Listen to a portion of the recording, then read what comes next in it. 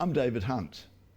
My guest today is a founding partner of a business that he's still involved in and as an accounting company. He went to Monash University as he was a good boy, and well, he had to study anyway, he had to do something. A board member of many businesses over the years, enjoys the winter months to go skiing. An avid supporter of the arts, the Australian National Academy of Music. It's in South Melbourne most of the time. It's just moved homes for the time being. And what's the Pride Fund?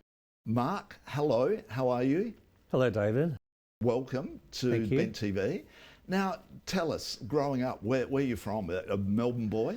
Yeah, born and bred in Melbourne, in Burwood. I kind of talk about my childhood. The people were whiter than the bread they ate. So it was just that 1960s. I was born in the middle of the 1960s, grew up in the 1970s and early 80s. So yeah, very typical Melbourne upbringing. When did you realise that you might have been gay? I went to an all-boys high school, a Catholic all-boys high school.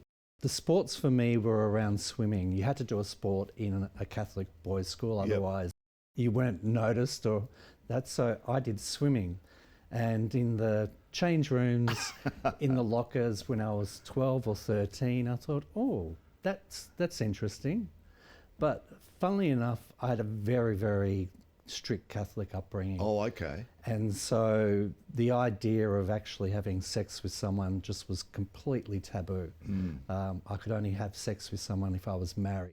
So did you have girlfriends? Did you go through that period? Yeah. Look, in high school, I dated a couple of girls. I dated a couple of Catholic girls, which was fine because usually they were just as conservative as myself and sex was just simply not on the menu.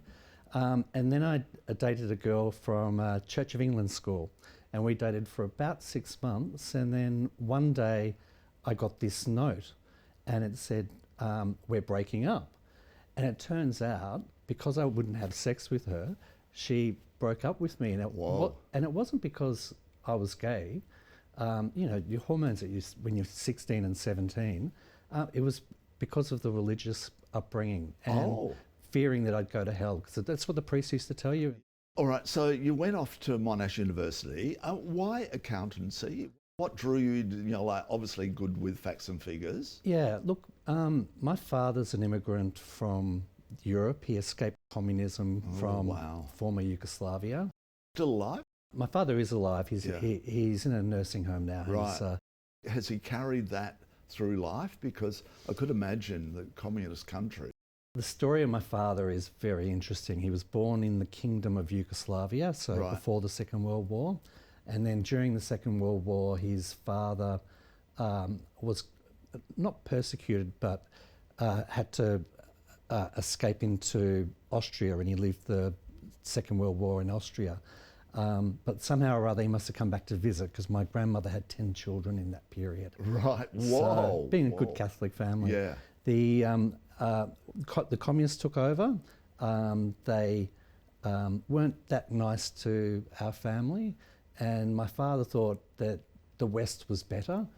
And so at the age of 18, he took 6 dissidents over the border from Yugoslavia into Austria. Wow, that would have been risky. Wow. Yeah, and he got into Austria and he had a machine gun put at his chest. Whoa.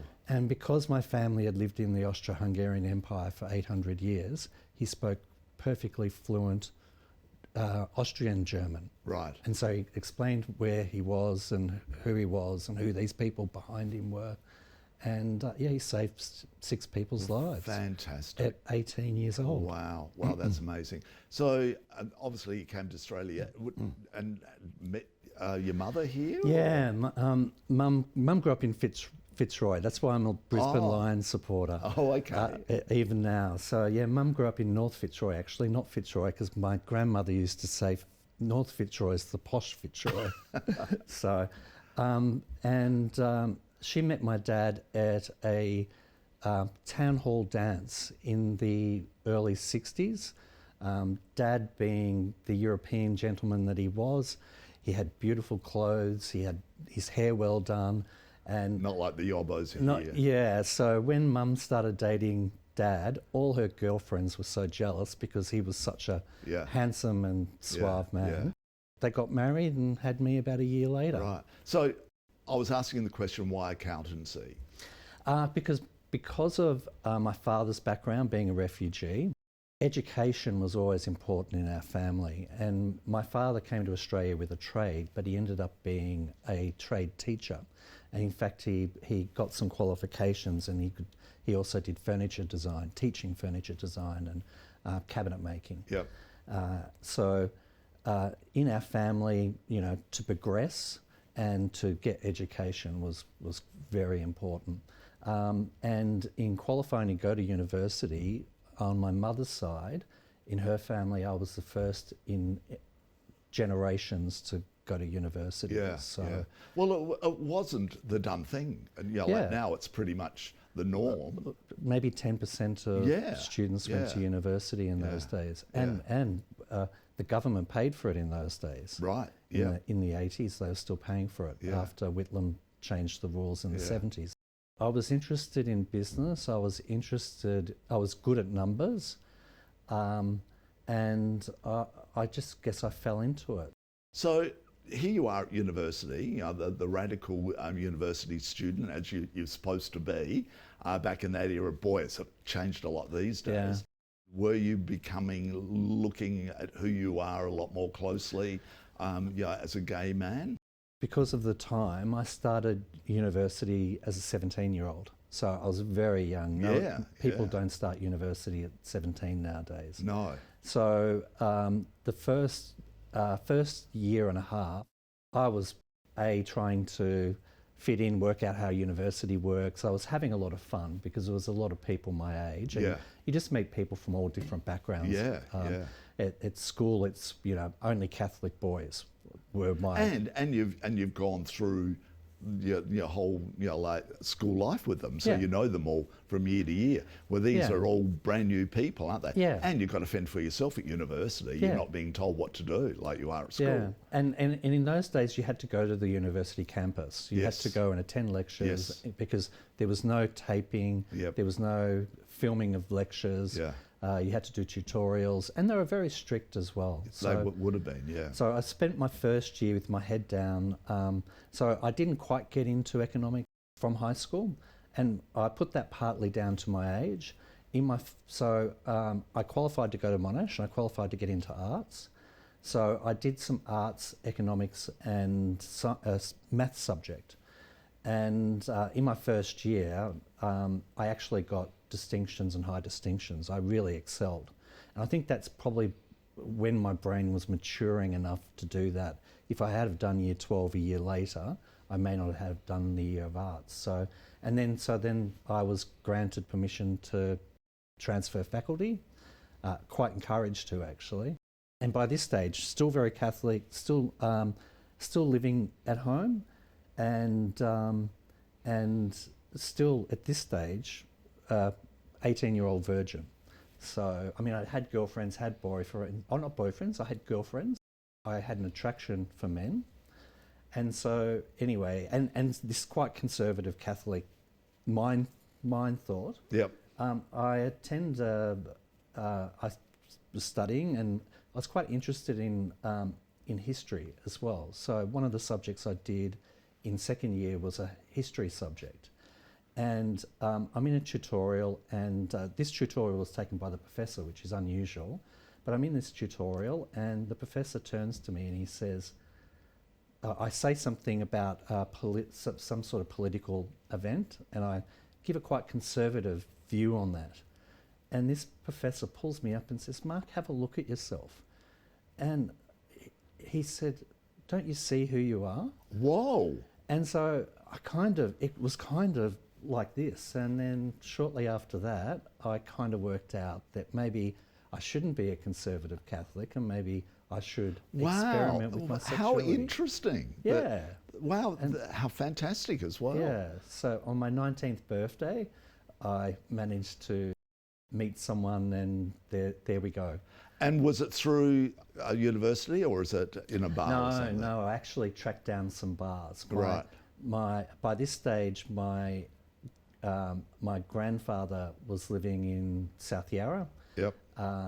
in a notorious public housing block. It wasn't back then, but I would visit him regularly because I was very close to my grandfather. And there was a bookshop down the road called the Beat Bookshop.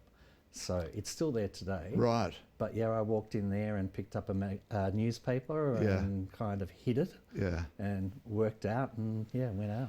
Coming out to your parents, how hard was that? Like conservative Catholics. Yeah, so I started my gay life at 19 and kind of moved out of home, went to live with some uni friends and, shared uni house, which was interesting. Hey, yep. Yeah, became vegetarian, not because of choice, but because of... They were. Yeah, they were, and also saving money. So that lasted about 6 months, and then I moved in with a group of gay friends in South Yarra again, and they had a wild house. They did drag, they did, had parties. There were boys everywhere, and it was just a really fun place. So you couldn't bring your parents there? Well, Mum invited herself and one of my aunties over for afternoon tea one day. And they turn up in the house, and I had asked my friends to leave. Yeah. So we're in this nice house, we're in this nice garden, and the friends turn up. And Mum takes one look at them, doesn't say anything, comes home. Dad rings me that evening and says, "Mark, I'm going to turn up tomorrow with a trailer and we're going to move you back home." Oh. So that was the reaction. When they had that realisation that I was gay, I was still dependent on them. I was still at university. They were paying some of my fees and some of my rent. So I really didn't have a lot of choice. Right. So it was very confronting. I can't say that we had shouting arguments, but initially my mother was saying, "Please don't tell my friends or your other relatives, because this is a shame on the family that I was gay." And it was really, really interesting that was her attitude. Yeah. So they accepted you, but they wouldn't accept it outside of the house. I think they really didn't have a choice. Yep. They knew that they loved me as their son. Yep. And through this period, I still loved them. So I was still at university, and by this stage, I'd become president of the Monash Gay Collective, Gay Sock. So, and I was having a right old time, and there was the Monash Uni union building and all the stuff that goes on there, and so I was having a riotous time. So this was probably my third year of university by this stage. And I just went totally off the rails. Partying every night, failing subjects, everything. Oh. And it got to the point that I actually failed quite a few subjects that year. And so what happens at university, if you fail too many subjects, they take you to the exclusions committee. And this is the committee that decides whether you should stay or go. Yeah. Because it's a privilege going to university. I go in there, sit down, start asking questions, what happened, and then I told them a story about coming out, and it wasn't easy with my parents, and emotional this and that. And when I finished talking, the guy behind the desk gets up, puts his hand on my shoulder and says, "Mark, you take as long as you need to finish your degree." Oh, he was the Dean of Economics too, mind you. I did know he was the Dean of Economics. And I only found out about a year later that the Dean of Economics was gay. Right. So it was like the community helping. Yeah, yeah. So, how lovely. Yeah. How lovely. And so you finally passed, obviously. So that year of rebellion, yeah. My parents in the end, because I had 3 younger sisters, and they could see what was happening in the household as well. So after a year, my parents actually asked me to move out.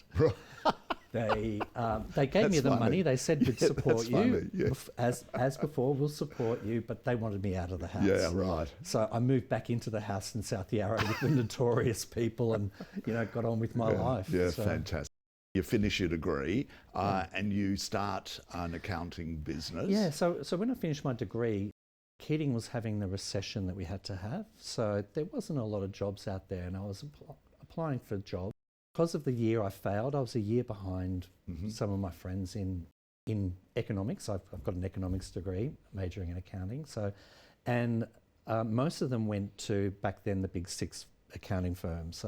They're big 4 now. Yep. And most of them had been churned through these accountancy firms. So they didn't last 12 months. And I'm thinking, I've been at university by this stage 5 years. Do I really want to go to a job where I'll probably be churned through? Yep. So I decided to go for a smaller firm. Still they call them mid-tier firms. So this firm that I joined, it was called Webb & Co. It's not called that anymore. And it was a mid-tier accounting firm, had 5 partners, probably about 40 people working at it. And I went in there as a junior accountant, as a graduate accountant, and not earning very much money. It went from there. I excelled in that business, and I was there 5 years, and then got headhunted to go to another firm as, by that stage, an associate director, so only 5 years in. And so I worked in that firm for 5 years, and then was offered partnership in that firm. Right. So 10 years into my career. Wow, fantastic. So yeah, I was probably about 33 at this Right, stage. okay. Yeah. Oh, good on you. Yeah. Congratulations Yeah. on all of that. And booming, the business is doing extremely well. So Yeah, the current business is, I established a business 13 years ago last week. Yeah. So, oh, wow. Yeah. Wow. So, fantastic. yeah, from that, I was managing partner I ended up being managing partner of the previous accounting firm. It's funny, running a company with 5 partners and 60 staff and 2,000 clients. Yeah.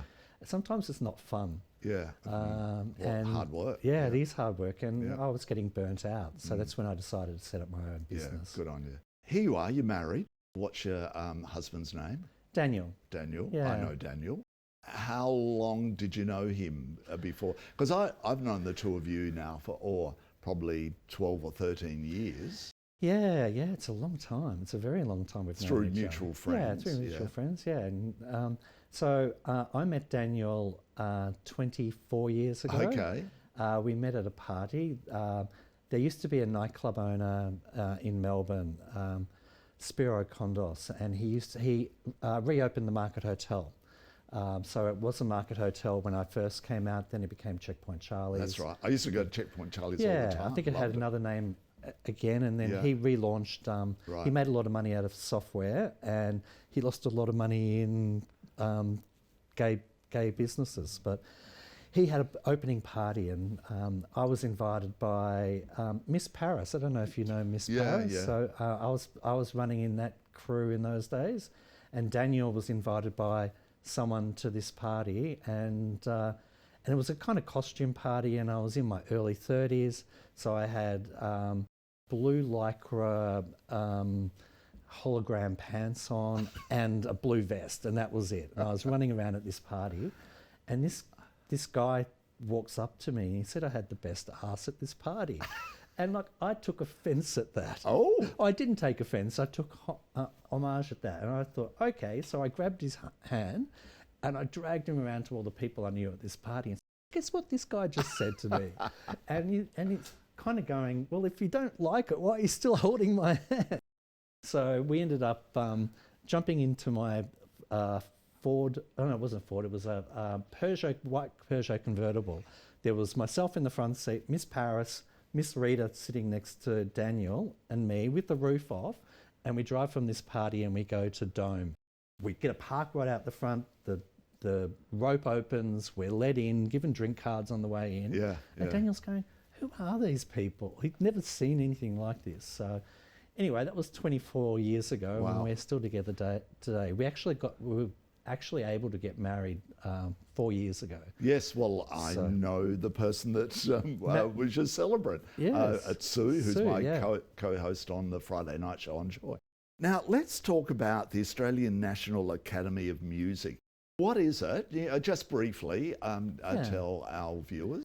ANAM is a music school, but it's not a typical music school. So it's a performance school. So they've been to university, done this, and then mostly. So they already have their music skills.